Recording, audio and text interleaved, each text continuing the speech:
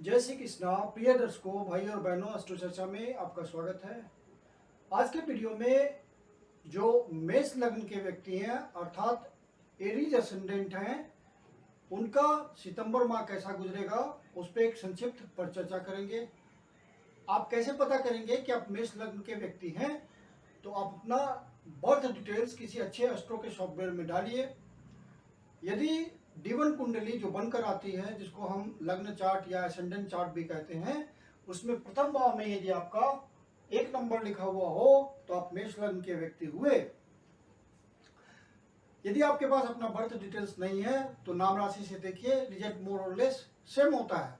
एक सितंबर को जो गोचरीय स्थितियां बनी है आपकी कुंडली में वो इस प्रकार हैं, और जो ट्रांजिट परिवर्तन होने वाला है सितंबर माह में वो इस प्रकार है कि 6 सितंबर को मंगल कन्या राशि में प्रवेश करेंगे। मंगल पंचम भाव में गोचर कर रहे हैं और 6 सितंबर को आपके छठे भाव पे गोचर करेंगे।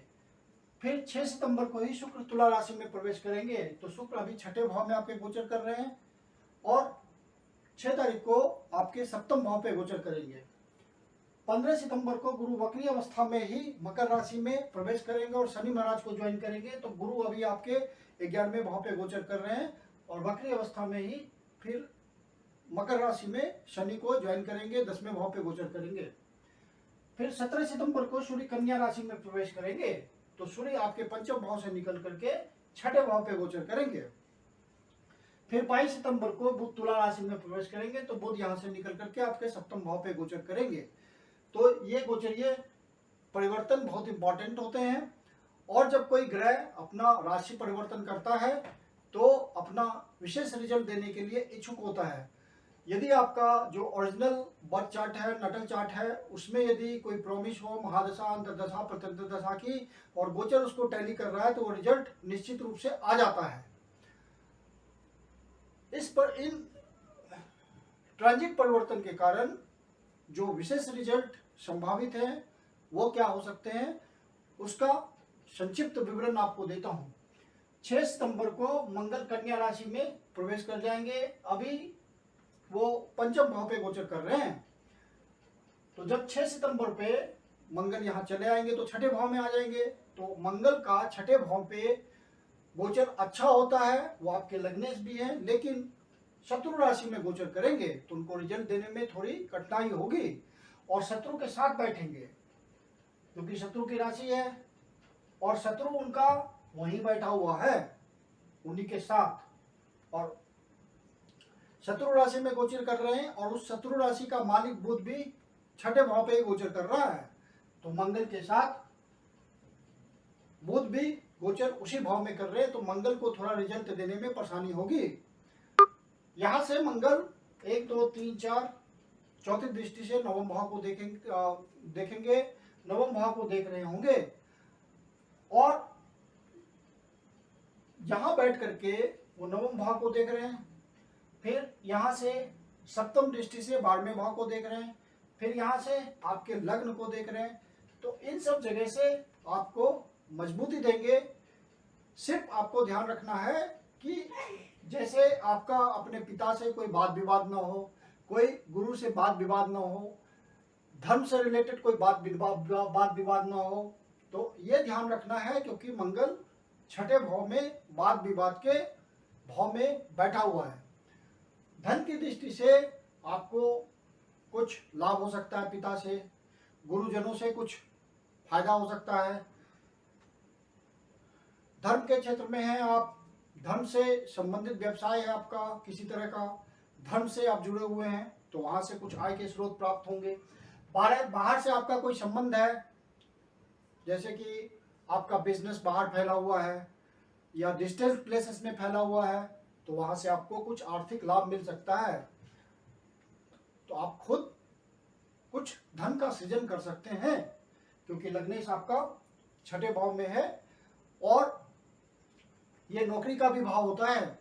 तो आप नौकरी के लिए यदि ट्राई कर रहे हैं तो आपको नौकरी मिलने के भी पूरे चांसेस हैं। तो धन के स्रोत बनेंगे तो आपको मजबूती मिलेगी। 6 सितंबर को ही शुक्र तुला राशि में प्रवेश करेंगे, तो यहाँ से निकल करके शुक्र आपके सप्तम भाव पे गोचर करेंगे और स्वराशि में गोचर करेंगे। और एक तरह का योग होता है ये, जिसको मालव योग कहते हैं, वो एक बहुत अच्छा योग होता है। तो शुक्र 7वें भाव में बैठ करके मालव योग बनाएंगे, लग्न को देखेंगे तो बहुत मजबूती देंगे 6 सितंबर से आपको। यदि आप बिजनेसमैन हैं, किसी व्यापार में लगे हुए हैं, किसी बिजनेस के साथ पार्टनरशिप में आप बिजनेस करते हैं, तो आपके लिए फिर 6 सितंबर से बढ़िया समय आएगा और आप अपने व्यापार को बढ़ा पाएंगे। यदि शुक्र से संबंधित आप व्यवसाय करते हैं तो और भी अच्छा हो जाएगा। आपके लाइफ पार्टनर से संबंध बहुत अच्छे होंगे 6 तारीख के बाद। आपका जो लाइफ पार्टनर के साथ अंडरस्टैंडिंग होगा, प्यार मोहब्बत होगा, प्रेम भाव होगा, उसमें आप बहुत वृद्धि महसूस करेंगे और एक तालमेल बहुत अच्छा आप महसूस करेंगे कि आपसी जो मेल जोल है वो बढ़ रहा है। जो प्रेम प्रसंग में लगे हुए लोग हैं उनके लिए भी बहुत अच्छा समय हो जाएगा और वो पूरे उत्साह के साथ अपने रिलेशन को आगे बढ़ाएंगे। 6 सितंबर से चाहे आप कोई अपना काम करते हो या कोई व्यवसाय करते हो या जॉब करते हो, तो आपके धन के रास्ते खुलेंगे, आय बढ़ने के स्रोत बढ़ेंगे। कुछ बिजनेसमैन है तो कुछ नया वेंचर आप स्टार्ट कर पाएंगे, कोई नया ऐसा कुछ आप स्टार्ट करेंगे कुछ नए ढंग का कि आपके आय के स्रोत बन जाए। जो नौकरी में लगे हुए हैं उनका कोई प्रमोशन हो जाए, कोई असाइनमेंट मिल जाए, कोई ओवरटाइम मिल जाए, इस तरह से धन के स्रोत बनेंगे और धन की प्राप्ति होगी। परिवार से कुछ आपको गिफ्ट मिल सकता है। फिर जब 15 तारीख को गुरु वक्री अवस्था में मकर में शनि को ज्वाइन करेंगे, तो कर्म में मेष लग्न के व्यक्तियों की स्थिति बहुत ही सुदृढ़ हो जाएगी। चाहे आप बिजनेस कीजिए या आप कोई नौकरी कीजिए या अपना कोई काम धंधा कीजिए, तो उसमें बहुत सुदृढ़ता आएगी गुरु के यहाँ ज्वाइन करने के बाद और आपके लिए नए रास्ते खुलेंगे। आप कोशिश करेंगे तो और बेटर आप जॉब में जा सकते हैं और अपने बिजनेस को बढ़ा सकते हैं, अपना काम धंधा बढ़ा सकते हैं। तो ये सब बातें आप कोशिश कीजिए तो आपको उसमें बढ़ोतरी होगी। भाग्य का पूरा सहयोग मिलेगा। गुरु के जब 10वें भाव पे गोचर करेंगे वो वक्री अवस्था में, तो बहुत पावरफुल है। शनि महाराज भी पहले से वहाँ मौजूद हैं और वक्री अवस्था में है, तो दोनों ही ग्रह बहुत पावरफुल हैं और एक जगह बैठ करके धर्म कर्म योग बना रहे हैं। साथ में गुरु का नीच भंग योग भी हो रहा है, तो गुरु शनि के हेल्प से बहुत अच्छा रिजल्ट देने जा रहे हैं, ब्लेसिंग आएगी उनकी। यहाँ से गुरु महाराज 1 2 3 4 5 आपके धन भाव को देखेंगे तो बहुत अच्छा धन का संयोग बनेगा, नए नए रास्ते खुलेंगे, आप संचित कर पाएंगे धन को बचा पाएंगे। फिर आपका यहाँ बैठ करके वो 7वीं दृष्टि से यहाँ बैठ करके वो फिर यहाँ बैठ करके 7वीं दृष्टि से आपके चौथे भाव को देखेंगे, तो माता से संबंध आपके अच्छे होंगे, माता का स्वास्थ्य अच्छा होगा। यदि माता के स्वास्थ्य में बहुत परेशानी चल रही होगी तो उसमें रिलीफ महसूस होगा उनको और आपका अपना परिवार में खुशहाली आएगी, सदस्यों के बीच अच्छे संबंध बनेंगे, रिलेशनशिप की बॉन्डिंग मजबूत होगी परिवार के सदस्यों के बीच। फिर यहाँ से 7 8 9 छठे भाव को देखेंगे, तो छठे भाव को देखेंगे तो वाद विवाद कोई चल रहा होगा तो उसमें आपको उस विवाद का निपटारा हो जाएगा। यदि कोर्ट कचहरी का केस चल रहा हो और इस समय रिजल्ट आएगा तो वो आपके फेवर में आएगा। यदि आप जॉब के लिए प्रयास कर रहे होंगे तो जॉब मिल जाएगा।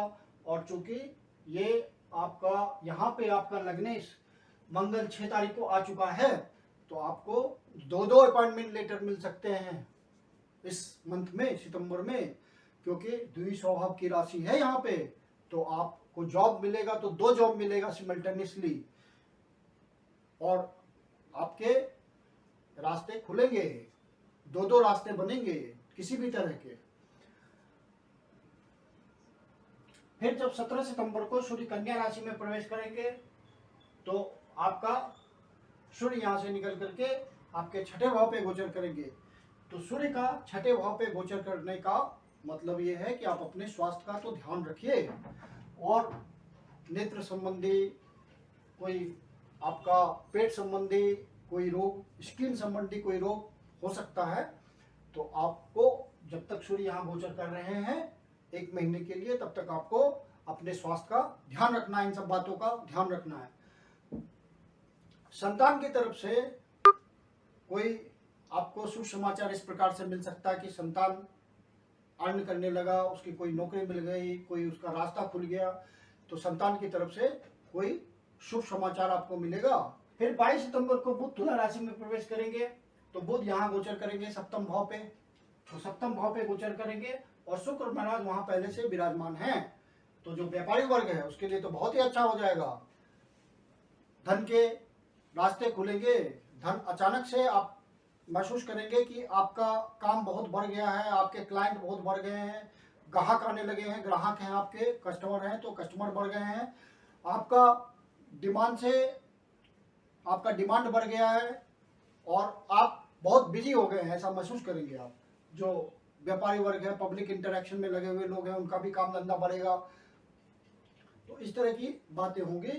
तो सितंबर माह में कुछ बातें तो निश्चित रूप से आपके साथ घटित होंगी और जो गोचरीय परिवर्तन के कारण स्थितियां बनी है उसका फल आपको मिलेगा और सितंबर का महीना आपके लिए सुखद गुजरेगा। अब सितंबर महीने में कुछ डेट्स का आपको विशेष ध्यान रखना है। 3 और 4 तारीख को कोई शुभ काम आपको स्टार्ट नहीं करना चाहिए। इन 2 डेट्स को आप कोई नया काम स्टार्ट करते हैं तो उसको अवॉइड कीजिए, ये दिन शुभ नहीं है।